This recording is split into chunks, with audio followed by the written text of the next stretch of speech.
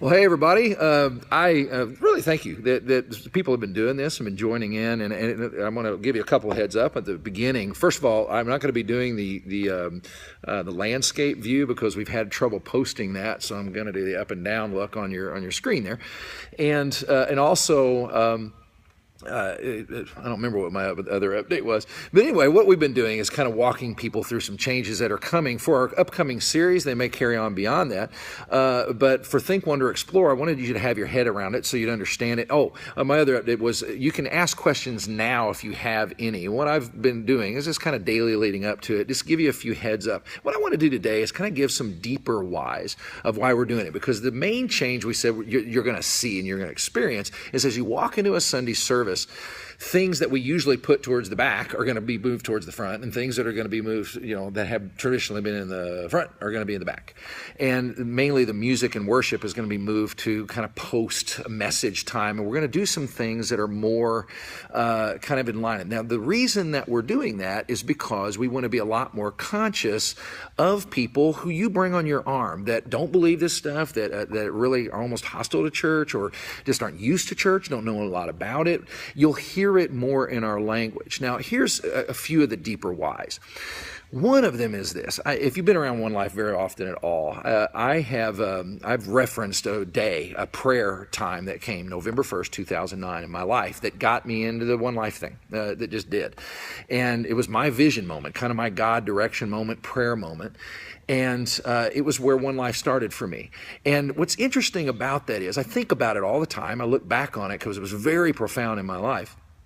But the only picture I had in my mind while I was praying and feeling this sense that God wanted me and my friends and people that wanted to join me to form what we know as One Life now, the only picture I got in my mind is reflected here at a lobby right now. And it was this simple picture. It was tables and chairs. And actually, I don't know where the chairs are. Actually, it's kind of funny. Anyway, there's not, I don't know what they did with the chairs here. There's a couch over here. But this is our lobby at East, and we have tables and chairs at our different places, at our different sites. I saw in my mind's eye people sitting at tables, at chairs, drinking coffee and discussing. I didn't even church services. I saw people talking about stuff and wondering about and asking about and exploring matters of faith and having a place to do that. It's been in 2014. I wrote a little piece that I presented in one of our services called The Church I See.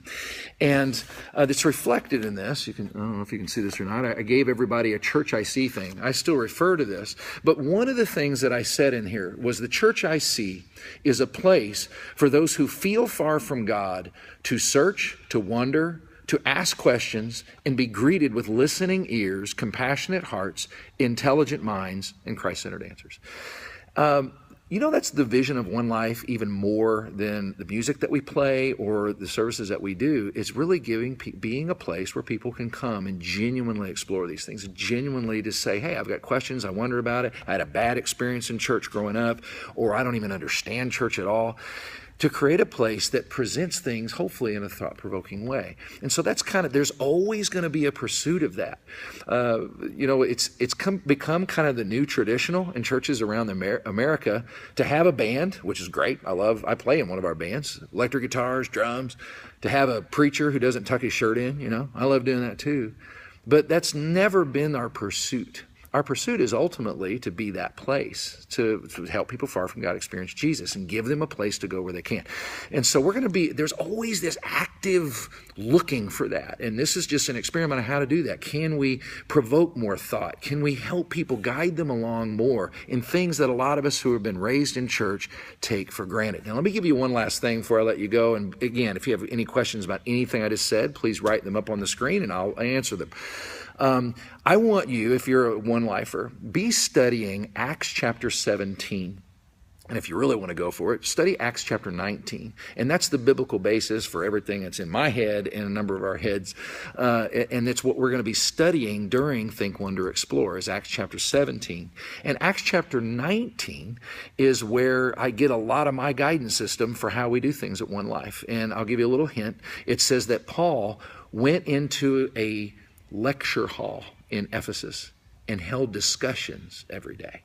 His way of evangelizing was actually holding discussions. It wasn't purely just preaching and presenting. He preached, he said things, and he allowed people to ask questions. And we're setting up mechanisms for our services where people can do that. So if you bring your unchurched friends, they'll have ways in which they can explore things and ask about things. And we'll delve in that a little bit deeper in the days to come. But thanks a whole lot for all the hearts on the screen and stuff. And and let me just pause and ask if anybody has any questions at this point. If you'd like to ask any, I'll watch for those for just a few seconds. And if not, we'll let you go and we'll post this. All right. Wonderful. Thanks so much for joining us. I know it's midday, so anybody that gave any time for this, you're very gracious. Thanks. See you.